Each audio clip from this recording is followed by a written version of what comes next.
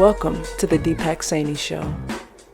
He said he gon' huff and puff and blow my mind up. You meet the island girl, she might dirty wind up. Welcome to the Deepak Saini Show. I'd like to thank J23 for the intro music. You can find a link to her music in the show description.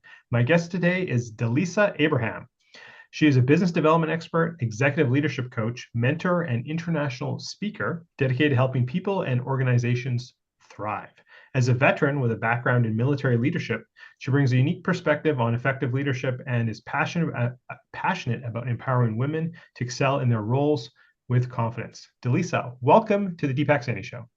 Well, thank you so much for having me. I'm truly excited to be here today. Thank you. I am very excited. We've had a chance to have a chat once before, and I think we connected on LinkedIn originally. So I'm happy to have you here. And I always like to start off with kind of what got you to where you're at today and the work you're doing now. And feel free to go as far back. Obviously, in the bio we talk about there's a military career, so don't hold back. Just throw it all in. What brought you to where we're at today? Well, I will go all the way back because you brought it up. Definitely, it started off with my military career. I started off as a reservist and went regular force while I was in university studying humanities. So how do you put humanities and military and all of these things together? But it worked, and I'm grateful for my time there. I also learned through the time in the military leadership. And of course, leadership, when you think military, is very militant, authoritarian, which it is and can be. And I found that as a woman, although that is how I was trained, that is not how I wanted to lead. And so I had to learn after I got my leadership certification, and then I began teaching. I had to learn how I wanted to lead and what type of leaders I wanted to grow in that environment and to carry on this legacy. So that's where it started off. And I'm grateful for the time that I was there. And once I left after like over 13 years, I was like, I'm done. I did a tour and I was like, I'm done. It's my time to go. I went into corporate. And one of the things that I saw as an executive administrator to senior execs and CEOs was the stress and the pressure. And I also recognize the difference between the males and females and how they handle stress and what they did. And that really got my curiosity burning because I came from a very military environment. I did my training a specific way. And then, of course, I did additional training so that I can be the leader that I was meant to be, I was created to be. But then I saw a lot of women who had insomnia. They had great positions. They had all of these things, but they suffered from insomnia, anxiety, all of these other stresses because they were showing up to work showing up, I'm here to work and do my work. And they're going home and then they still have to be on because they have families and they have husbands or children or, whatever it is. And that became so stressful. So just through how I was going through my process in that position, and of course there were other people on my team, and I was the lead of my area with a smaller team of other executive administrators. That then I said, okay, what needs to work? So I had to find that balance between the military and civilian because it is very different, if you guys did not know that. And to find that style and find that medium ground of connection. Once I had my daughter, that really changed and shifted for me because now I have these skills, I had this training, and I thought I was going right back to work. I literally was like, in 3 months, I'm going back to work. That did not happen. 7 years later, I'm still home. Awesome. I'm gonna ask you about your daughter. Yeah. In a little bit because in our first conversation, she did come up. But before, a couple of questions. So, excuse me. First off, I just want to point out two things. Martha Wilson, two-time guest, the only two-time guest on the podcast, also started in the military, moved on to the CIA, and is now also in the leadership space as well. So, everyone definitely check her out. She was episode one, number one, and in the 50-ish something episodes. Number two is I mentioned J23, who does the intro and outro music for this show. She's also a reservist as well. So that, just want to point that out there. So Delisa, a couple of questions just about the military background. So you're a reservist. So you joined during university. So this is a way to offset costs of college. Is that fair? Yeah, absolutely. Okay. Like honestly, when I first joined, I didn't think I would stay. I was like literally there for one summer. That was in my mind. That was my goal. One summer, get money for school, and then I am done. And then of course I ended up going regular force after my time in the reserves. I did an elemental transfer, and I just continued on. And what branch of the military were you in? Yes, well, it was a way to pay for school. No, but sorry, were you in the Army, the Navy? Oh, yes, I was in the Army at first. Oh, I was in the Army at okay. first. Actually, the goal when I was in high school was not to be in the military. I was not considering the military. I accidentally called, well, there's no accidents, but I called a number that I thought was supposed to be for the city to get a job working as like teenagers, like the Parks and Rec kind of jobs. Sure. That's what I was calling for, and ended up getting the base.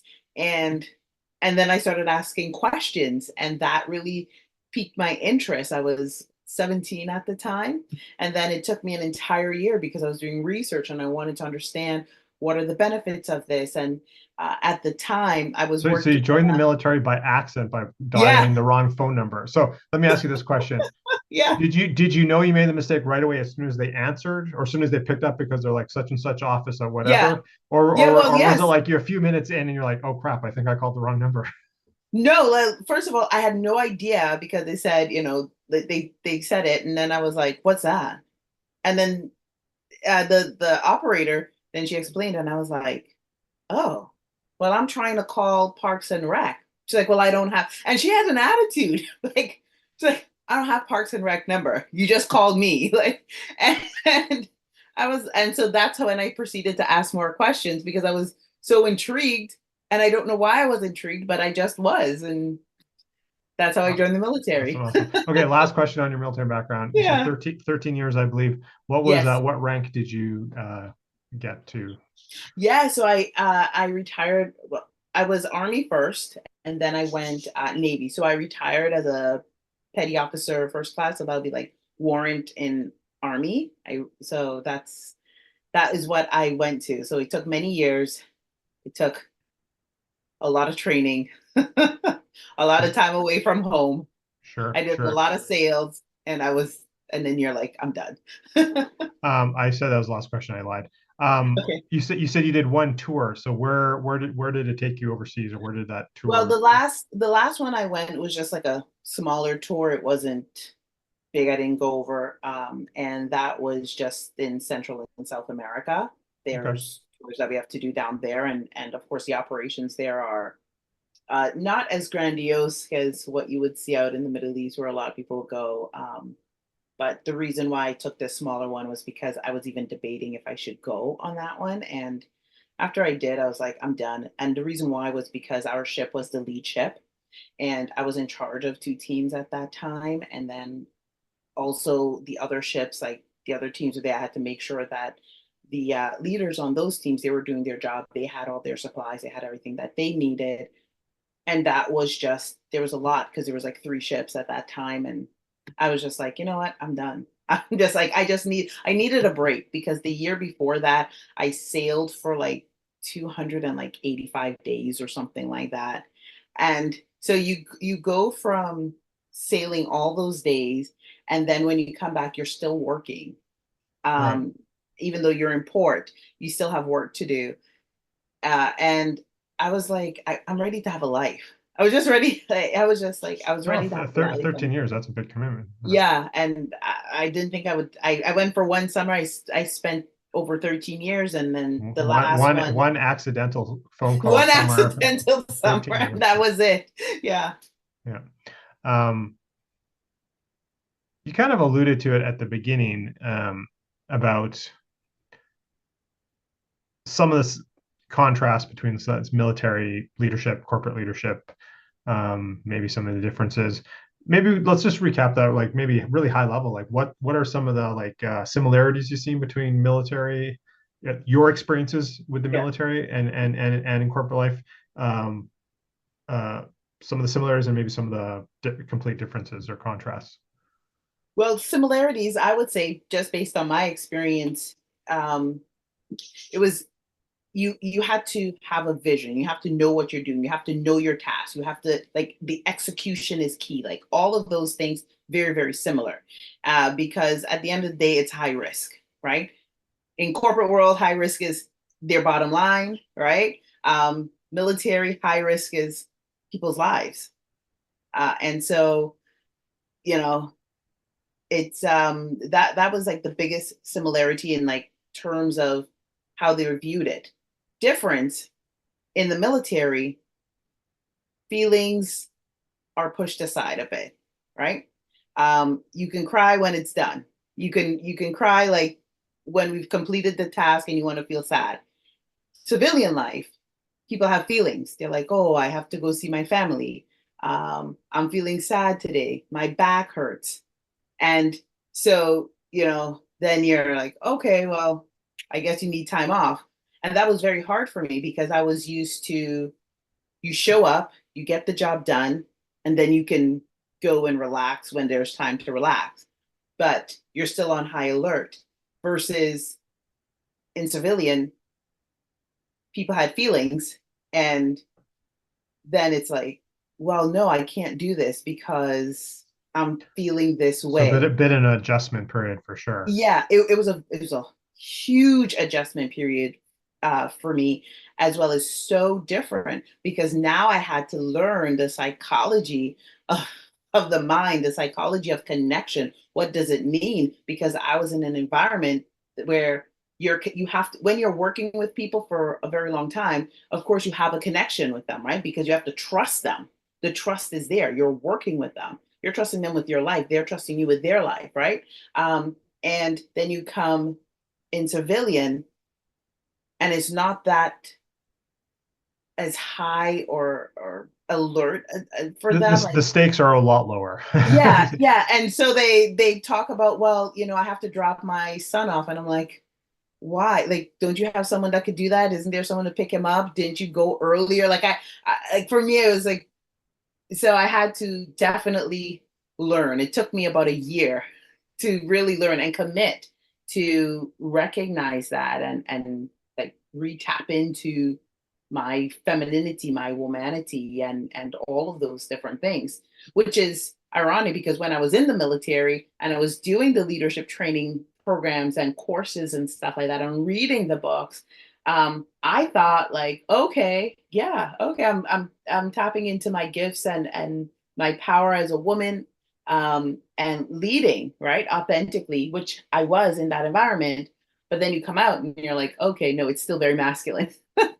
And so there are other pieces to the puzzles that needed to be included, and or expanded, right? My Sure, understanding of it. Yeah. sure.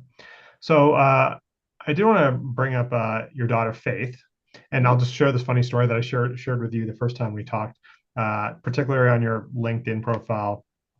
As Delisa and Faith Abraham, and we had some correspondence before we met, and I was like, and I shared this. He was like, "Which one are you? I don't know who's the mom and who's the daughter. Which one?" So anyway, so Faith is your daughter, and you guys are doing some pretty cool stuff together. And she's I forget how old she is, but 7. 7. So yeah, a little bit younger than my kids. But yeah, why don't you share for the audience, like what are some of the cool things that you shared with me in our previous conversation that you and Faith are doing? Well, if I forget something, please remind me. But really, what are we're a mother-daughter duo. And fun fact for everyone that's listening and you don't know, the company Faith and Sparkles World actually started because of my daughter Faith.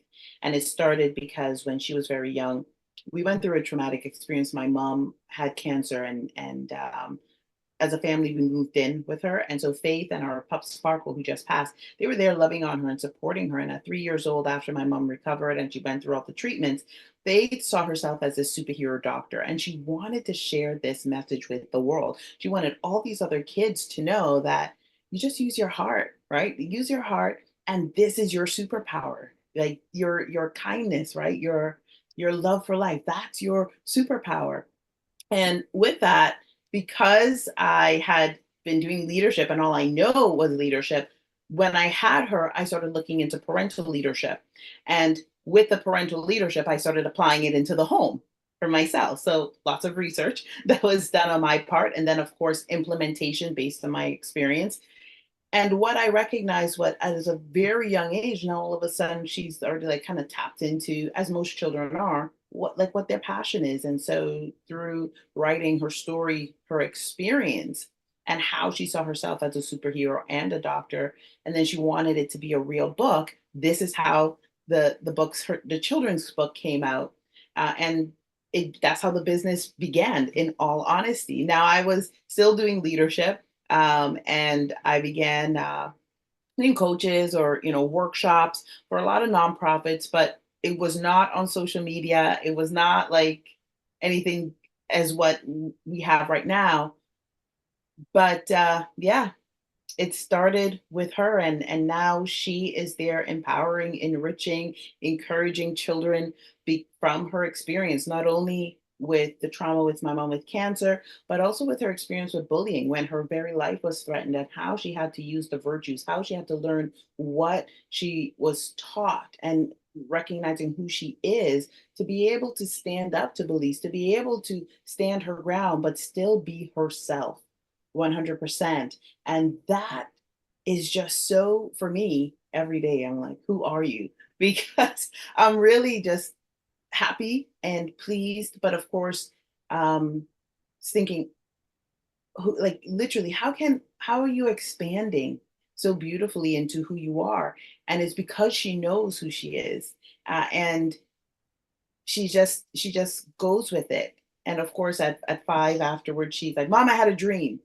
So I got to stop playing all these affirmation and meditation music and prayers in the house, I think. And then I was like, what is this dream? And she's like, I saw myself on stage. I had this, I had that, and I'm supposed to be on stage.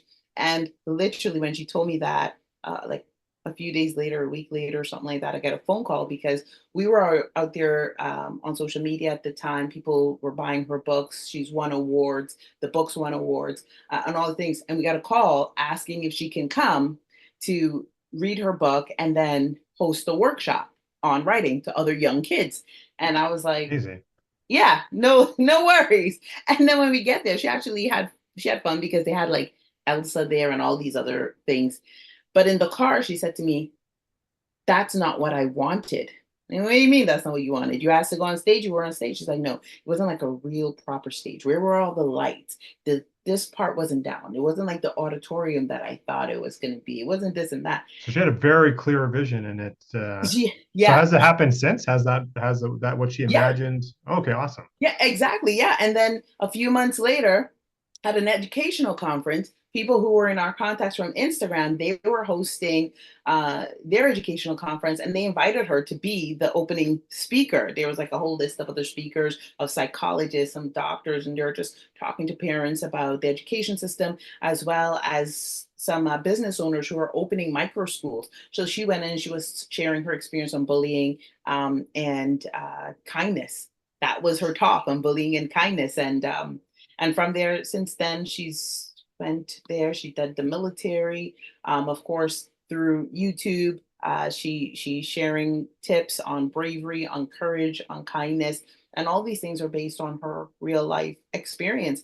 And we're just continuing to grow from that. And I'm taking it one day at a time to see, okay, what are you ready for? What's next? So TEDx then, talk. I think that's the next thing, isn't it? yes, 100% a TEDx talk. But what she does is, when she has her talk prepared, she gets her 15 minutes up on stage. And sometimes like it's mixed up a bit.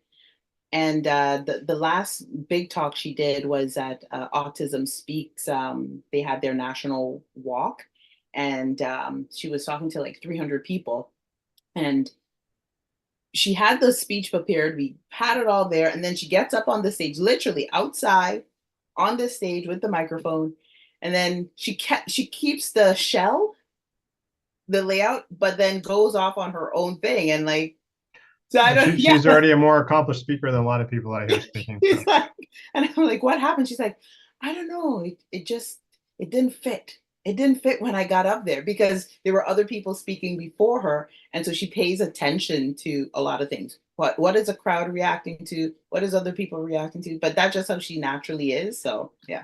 Amazing, amazing. And just for everyone who's like leaning in, is like, how do we see more of Faith? It's like we'll have all of Delisa's and Faith's links in the show notes, etc. You can find all sorts of things. So definitely go check out what they both are up to.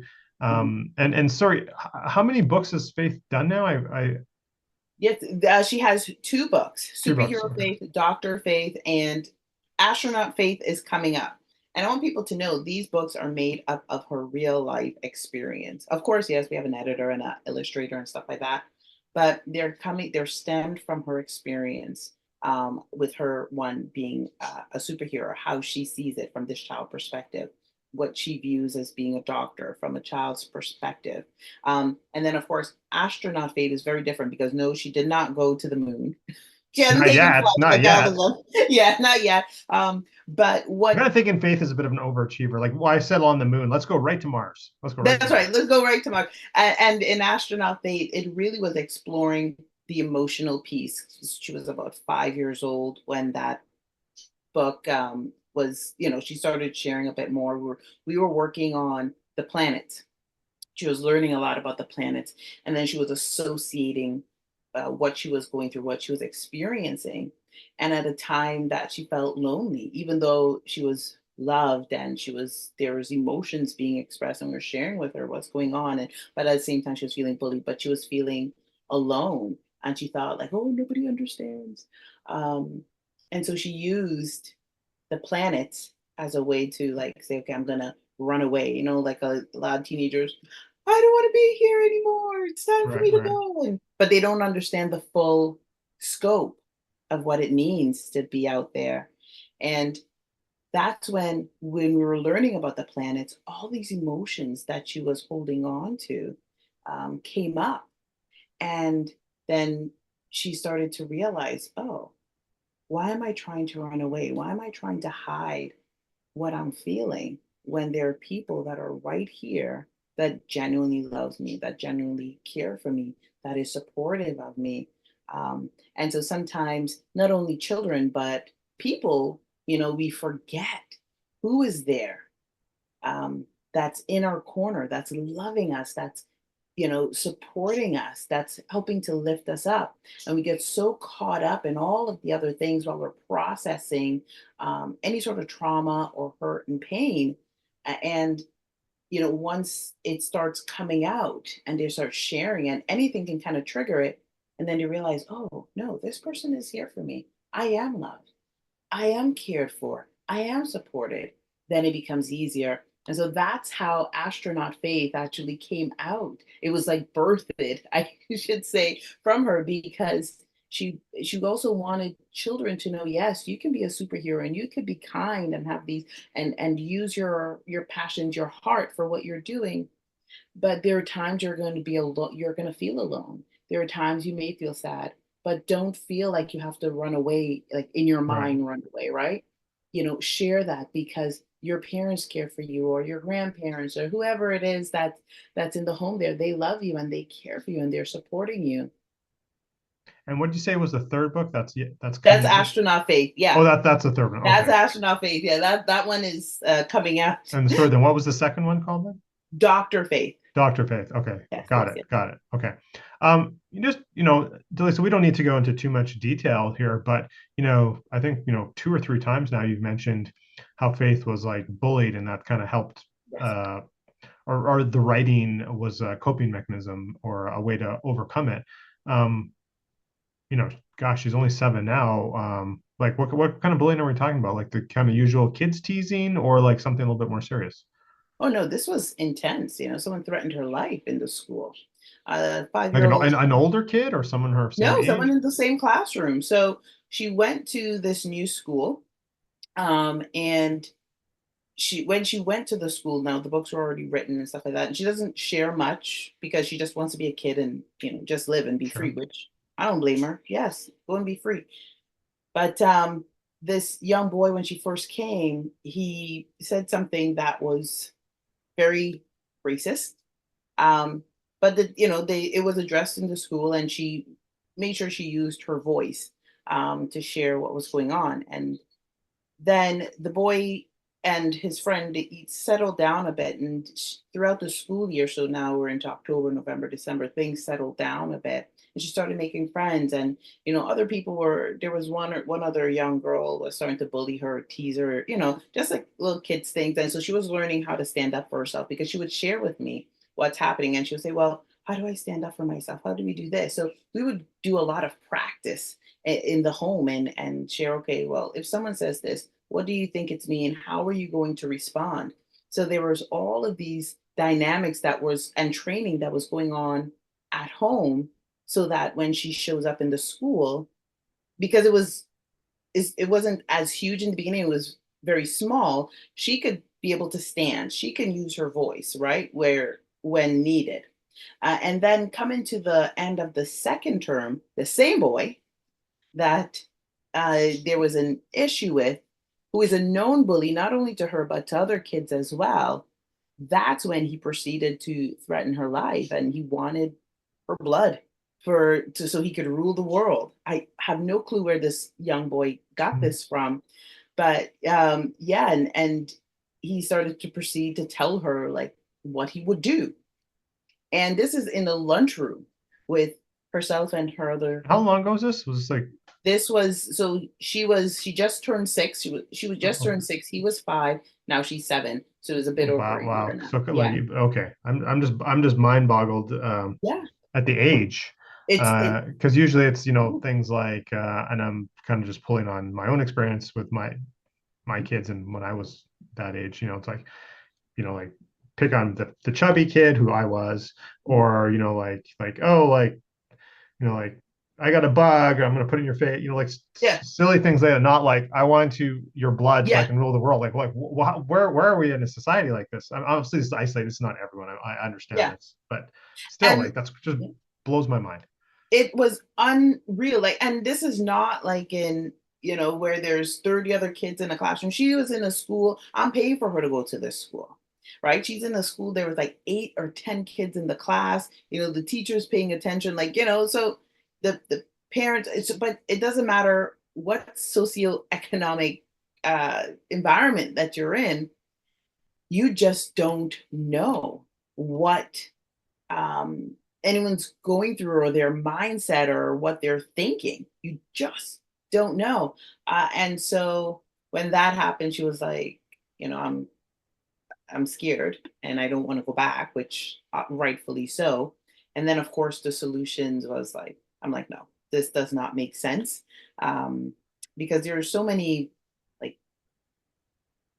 red rope and strings and stuff like that. Like when it comes to children, and when they are acting in that way or speaking in that way.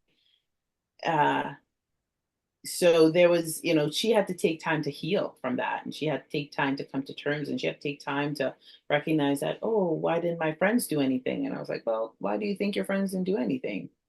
Were they afraid? And, recognizing people are afraid, and people are afraid, they're not necessarily going to stand up, because if they think that someone is going to do something, they don't want that to happen to them, right? So there are all of those factors and dynamics. So a lot of deep psychological work and healing had to get done from it from her piece. And then of course after about a month I had to say, okay, yep, we're going to go out. Oh, I don't. And she didn't want to do any activities in the same area, because the two of them were in a martial arts class together. So she didn't want to go back to the martial arts class, which I understand. And she didn't want any activities in our community, because he lived in the same community. Right. And so she was nervous. And so now it was like, okay, that's fine if you don't want to do that, but you still got to step outside the house. You can't always live in fear. And that meant, going outside of our community to find things that she liked, like the dance, um, and the gymnastic stuff, and the martial arts things, so that she can still live and release and feel safe and all of those pieces while still healing and talking about what happened. Yeah, how is she doing now? Like, first off, I'm really sorry that she had to go through that, or that any child would have to go through that Yeah. type of thing. But how's Faith doing now? Yes, 100%. You know, sometimes she talks about it, she brings it up, not crying or in fear, but just as like, oh, this happened, and now she's doing much better than when it initially happened, which was very scary, and she was afraid. But now she feels more confident in herself, and when she's sharing about bravery and facing your fears and having courage or having heart, and she's sharing these in these little clips and stuff, it's because she went through that process and she had to heal. Um, she had to go through those experiences, which is bringing value to other parents who are following and their kids. So then they are learning, oh, I may not think my child is going through this, but my child is.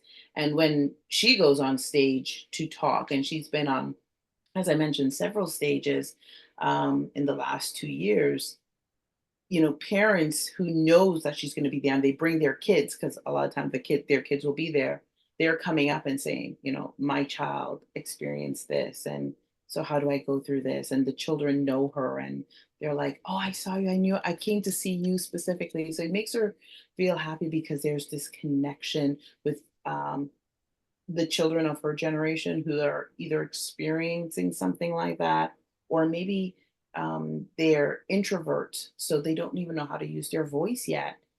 And so that just gives them courage and makes them feel hope. Even with her books, especially the superhero faith book, her first book, even today we get emails from parents from Australia or in Ireland, like, you know, all over. They're sending either a picture of their children with the book and their superhero That's costumes. amazing. That's awesome. Yeah, like, and they're saying, oh, I'm my own superhero, I'm a hero here. Like, me just being supportive, me being helpful, that is my superpower, whatever their superpower is. And so I'm seeing, I have a great idea yeah. for you, but I'm going to share that offline. Oh, okay. Yeah. So, but anyway, again, I'm sorry that Faith went through that, but obviously with her inner strength that she already had, you know, even from writing the first book Mhm. to guidance by you, I'm glad that, you know, it's nothing's ever perfect with that. She's, you know, Yeah. seems to be have come through, and making, even using that as a positive, putting a positive spin, and sharing that message with others so that maybe they can have their voice. So I love to hear that. I love to hear that. Obviously with you know, two young girls myself, that, you know, that's something that, you know, kind of touches me as well here. So I appreciate you sharing that with myself and with the audience. Delisa, as we slowly come to a wrap here, it's going to go a bit of a different turn here in the question here.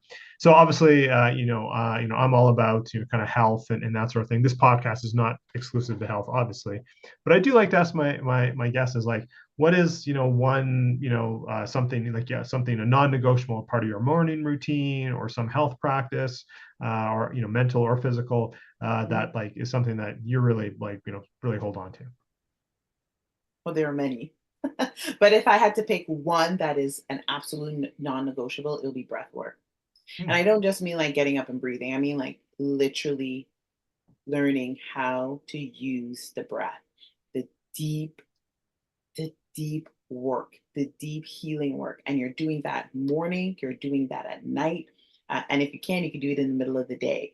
And there are so many amazing like guides, or like on YouTube, if you guys are looking for like to test out, like to learn how to fully breathe, to understand the different level of breath, to understand how your breathing mixed with the vibrations in your body energetically, emotionally transform you. And as you start doing the breath work, you will start feeling, you know, any sort of like a pain or anything in your body. It's just, it's moving through. You're breathing through it. And it just brings so much clarity. And for anyone that has a business, is an entrepreneur, and you guys have read, I'm pretty confident, tons of books, or, you studied other success stories in your field, they're always talking about, sometimes they go and they meditate, right? They may not use word breathing, they go and they meditate, Sure. or they go and they take the lights off for 30 minutes. That they're non-negotiable. They have to spend that time doing the inward work, because when we do it, we get the clarity, we move through the pain, we move through the hurt, and we're allowed to show up and bring the value that we were destined and created, so that others can thrive, others can heal, in our homes, in our community, and in the nation. Is there a particular form of breathwork that you enjoy more than others, or that you utilize more than others?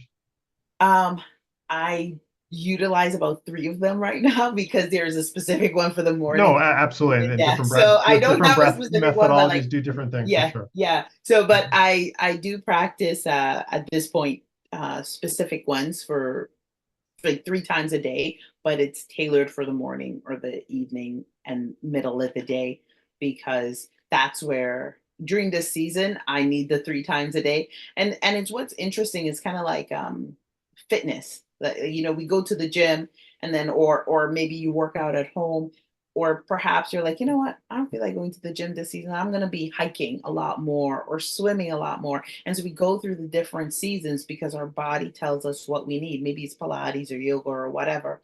And it's so similar with the breath work, right? Like, you are in a season and you need a specific breathing technique or like style, to get you, not to get you through, but to help you move through whatever season of life you're in. And that makes the journey and the process so much more easier, especially when you're dealing with business. So then you're not snapping at your team, or you're not aggravated as much, or you're trying to figure out, how am I going to solve this problem, and it's not solving, and what's going on, and so there are all of these different factors. But instead, now you're calm, because you're in control, you're in command, you're mastered who yourself, and continuing to master yourself daily, and recognizing that the situation or the challenge or the circumstance is not at the head of it. You are, right? Yeah, I love that. I mean, that's something I work on with my clients as well, meditation and breath work. They're related, they're different things. Yes. But yeah, so I love that. And I just want to reiterate to everyone again, we'll have all the links for Delisa and for Faith and her book, and Delisa's workshops, and I think and all in her programs, everything social. Connect with her. Certainly do connect with her. We'll have that all in the show links there. Delisa, right before we wrap up here, what is one last words of wisdom or golden nugget, if you will, that you'd like to leave for the audience? Bless yourself, bless your family, and bless your business. It will completely change who you are, the direction of your life for the better. Awesome. I love that. Delisa, I want to thank you for being on the Deepak Saini Show. I really appreciate your time today. Thank you so much for having me, and thank you everyone for listening. Awesome. So I'm going to throw it to J23. He's going to guide us out with some music. And also, don't forget to check out today's show sponsor at the end of the music there. Check that out. Get a discount on their products. Again, everyone, thank you again for listening to the Deepak Saini Show. Remember, exceptional results for the exceptional you. Till next time.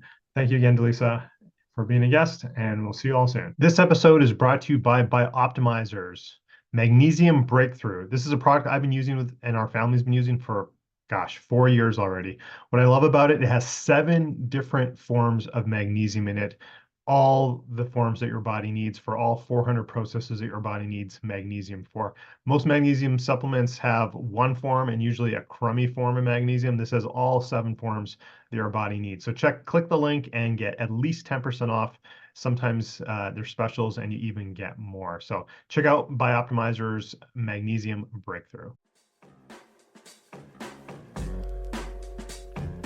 Podcast produced by the Minted Green Company